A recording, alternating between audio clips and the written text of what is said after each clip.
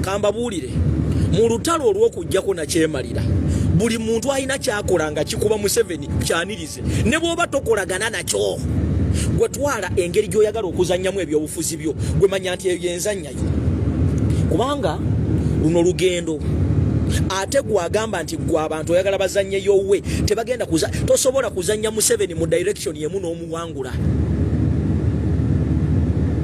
nkiddamu tosobola kuzannya Museveni mu direction yemu n'omuwangula singa fenna twakeera ku makya ne tutunuulira just kugenda kwekalakaasa singa Museveni tanagenda naye ebintu ebitonotono bye tukola nti ffe tusobola okujjano ne tutweetinga abalala ne bakeera ku makya ne bagenda ne bademonstratinga abalala ne baweereza emails abalala ne bakuba enduulu abalala ne bagenda mu church ebyo bye biwikenize gavumenti ya Museveni nti anoonyaawo okukwata nga talabawo singa fenna twakeera ku makya ne tubanga tulina babuloga ffe betulowooza nti be batuufu mukimanyi bulungi tubadde disappointed n'abantu betulina babuloga aboogerera struggle nti essaawa zino obanoonya nga tobalaba kati gwe just imagine singa wakwata trust yo yonna n'ogiteekamu abo abantu twetaaga okubeera displaced nti we baba kutte bulogo ono tekitegeeza nti omulala tagenda kwogera yensonga lwaki abantu aboogerera National Unity Platform ku social media kuno babadde bazibu nnyo Museveni okuba controllinga kubanga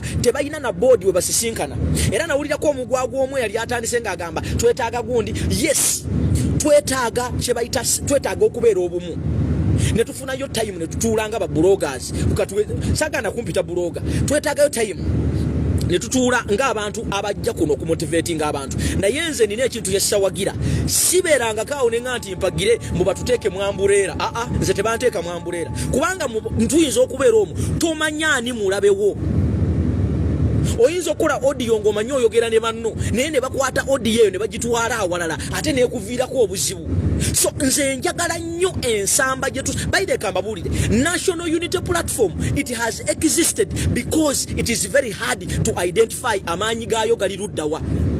You cannot be very organized n'owangula Museveni oyina okubeera nga naawe omukuba mu ngeri gy'atategeera nti leero abadde atunulidde Kyagulanyi agenda okuwulira nti UK abaana bagenze ne bazuula wabadde atereka emmaali ye ne bagenda ne beekalakaasa abakyali kwabo agenda okuwulira nti leero waliyo omwana omulala avudde Cambodia ali mu kukola live eyogera ku Uganda abakyali awo agenda okuwulira nti tetugenda Sweden kwekalakaasa abakyali awo ng'awulira nti Congo abaana kati batandise okujjayo obutambi babusharinga eyo yengeri yokka gy'okuba nakyemalira kubanga abatayina nabagamba singa mwayina mentality egamba musimanyi tubere ku musululu moja tosobola kubawo jjajjaawo kina bagamba n'okubagamba ku kintu ky'okwekalakaasa.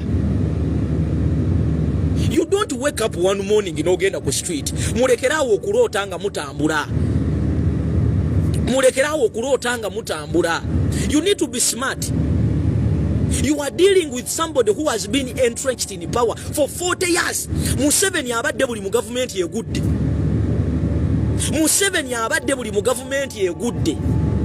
Ekyo kyenjagala musooke mukkirize mumanye.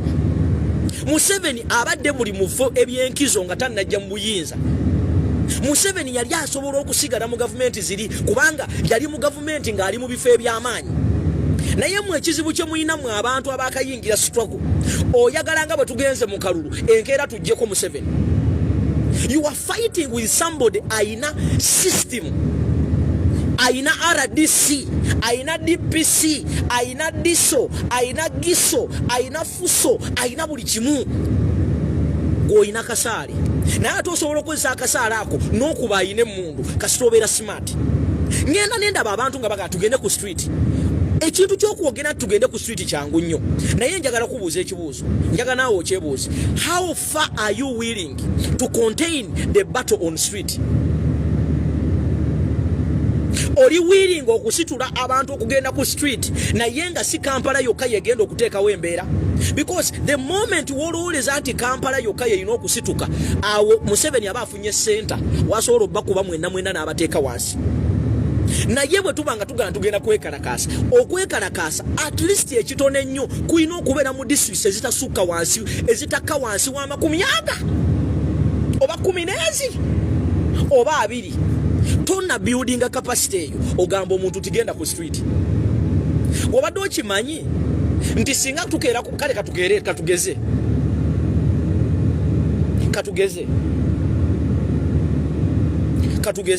tugenze ku street. Kampala egenze ku street. Kasita Kampala yoke egenda ku street. Oyo Museveni n'obutemu bwe n'abantu be basobola okutuneutralizinga. Naye gwe just imagine nti tugenze ku street, olusituka Kampala n'esituka, Mukono n'esituka, Wakiso n'esituka, Mpigi n'esituka, Masaka n'esituka, Jinja n'esituka, Kayunga n'esituka. Ekyo kye bayita revolution. So nga tonnagamba muntu kugenda ku street, sooka obale dynamics. Ekirala ebitundu kwogenda okusinziira enguudo. How are you going to deal with the roads? How are you going to deal with the injured people? Ogenda kudiringa otya n'abantu bebagenda kubanga kirizagana mu revolution yonna mulina okubeera mu injuries. Waliwo abagenda okufuna ebisago, waliwo n'abayinza n'okufa. Muli wiringa okuteekawo embeera nti singa tuba tufunyama poliisi ezze n'etugwikiriza nebanga eri mukwata abavubuka. Muli wiringa okudduka ne mugisooka mu maaso ebbaasi eyo ebadde etwala abasibe mu prison okugikuba ekigo n'etatuuka. Muli wiringa okumenya amakomera okujja y'abalala. Kubanga tulina okubeera smart. Muleke kuwerogootanya, muleke kuwekubya mizimu. When you start something olina okumanya okitandika otya okivaamu otya. Period, time frame. Tutandikira wa, tumalira wa. At the end of the day, what are we aiming at? Kubanga revolution bwe tukeera kuba kyentu eyiwabo eyikudukulugudu bana ababbi bagitujjako. Abasirikale bajjawo ne beekubyakubyamo obusasi ne bagiyoola. Nate sobola okukola ekintu kyaffe smart. Osobola okuba Museveni economically. Osobola okuba Museveni economically. Osobola okuba Museveni nga mukoze industrial demonstration. Peaceful industrial demonstration. Na kutuka yeka. Nabagamba singa just a mere branch eyabasawo eteeka wansi ebikola for almost 1 month.